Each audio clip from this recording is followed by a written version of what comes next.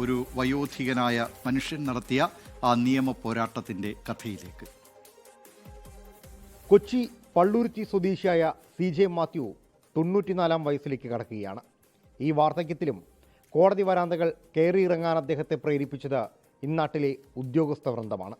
ആളൊഴിഞ്ഞ സമീപത്തെ പറമ്പിൽ 3 മരങ്ങൾ വീടിനും വീട്ടുകാർക്കും ഭീഷണിയായി നിൽക്കുന്നത് മുറിച്ചു മാറ്റണം എന്ന ആവശ്യത്തിനെതിരെ കണ്ണടച്ചതാണ് ഇന്നാട്ടിലെ ഭരണ സംവിധാനം.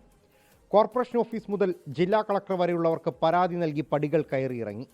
പക്ഷേ ഉത്തരവുകളൊന്നും നടപ്പായില്ല. പരിശോധനയും റിപ്പോർട്ടും വകുപ്പ് മേധാവികളുടെ മേശപ്പുറത്ത് ഊഴം കാത്തുകിടുന്നത് മാത്രം മിച്ചം.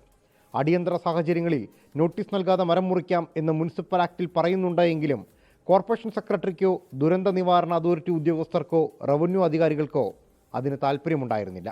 തുടിന്യായങ്ങൾ പറഞ്ഞ് അവർ അതുഴപ്പി. എൻ്റെ പരാതിയിന്മേൽ നഗരസഭ ഒരു ആക്ഷനും എടുക്കാത്തതുകൊണ്ടാണ് നിയമനടപടിയിലേക്ക് ഞാൻ നീങ്ങിയത്. നഗരസഭ കണ്ടില്ല കേട്ടില്ല എന്നുള്ള നിലപാടാണ് അവരെടുത്തത്. ഒരാക്ഷനും അവരെടുക്കുകയില്ല. എന്നെ ഇട്ട് വട്ടം ചുറ്റിക്കുക മാത്രമാണ് നഗരസഭ ചെയ്തത്. വീടിനോടും ചേർന്ന് നിൽക്കുന്ന വലിയ മരം പുരയ്ക്ക് മുകളിലേക്ക് വളഞ്ഞു. കടവാവലും കൂട്ടരും അവിടെ ഭീഷണിയായി മാറി. തൊട്ടടുത്തുണ്ടായിരുന്ന ആഞ്ഞിലി വീടിൻ്റെ മതിലും തകർത്ത് കിണറിനുള്ളിലേക്ക് വേരുകൾ പടർത്തി. ഇനിയുണ്ടായിരുന്നത് ഒരു മാവാണ്. സ്ഥലമുടമയ്ക്ക് സാധിക്കില്ല എന്ന് പറഞ്ഞ് കൈയൊഴിയാം, ന്യായങ്ങൾ നിർത്താം. ഉദ്യോഗസ്ഥരും അതേ നിലപാട് സ്വീകരിച്ചു. ജില്ലാ മജിസ്ട്രേറ്റ് കൂടിയായ കളക്ടറുടെ ഉത്തരവിനും പുല്ലുവില. ഒടുവിൽ കോടതിയിലേക്ക്. RDO ഉത്തരവായിട്ട് തന്നെയാണ് ഇറക്കിയത്. സെക്ഷൻ 412 പ്രകാരം നടപടി എടുക്കാനാണ് അവർ RDO ഉത്തരവിട്ടത്. അതുപോലും നഗരസഭ അവഗണിക്കുകയാണ് ചെയ്തത്. നീതിന്യായ കോടതി മാത്രമേ ഇതിന് നമ്മളെ സഹായിക്കുകയുള്ളൂ, അല്ല ഒരു ഓഫീസും നമ്മളെ സഹായിക്കത്തില്ല. എൻ്റെ അനുഭവത്തിൽ നിന്നാണ് ഞാൻ പറയുന്നത്. 30 ദിവസത്തിനുള്ളിൽ മരം മുറിച്ചു മാറ്റി റിപ്പോർട്ട് നൽകാൻ ഹൈക്കോടതിയിൽ നിന്ന് ജസ്റ്റിസ് PV കുഞ്ഞികൃഷ്ണൻ ഉത്തരവിട്ടു. മേൽനോട്ട ചുമതല കോർപ്പറേഷൻ സെക്രട്ടറിക്കും ഫോർട്ട് കൊച്ചി RDOയ്ക്കും.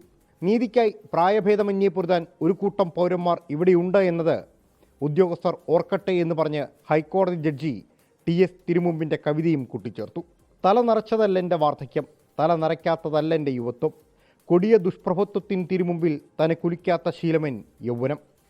പുരയ്ക്ക് മുകളിലേക്ക് എപ്പോൾ വേണമെങ്കിലും വീഴാമെന്ന നിലയിൽ നിൽക്കുന്ന ഈ മരങ്ങൾ മുറിച്ചു മാറ്റണം എന്നുള്ളത് മാത്രമായിരുന്നില്ല ആവശ്യം.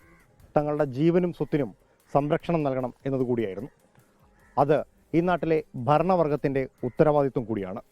പക്ഷേ ഭരണകർത്താക്കളും സർക്കാർ ഉദ്യോഗസ്ഥരും കണ്ണടയ്ക്കുമ്പോൾ സാധാരണക്കാരൻ ആശ്രയം ഈ നാട്ടിലെ നീതിന്യായ വ്യവസ്ഥയാണ്.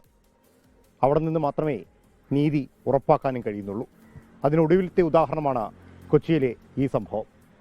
ക്യാമറമാൻ അധീഷിനൊപ്പം ലാൽകൃഷ്ണൻ, 24 കൊച്ചി.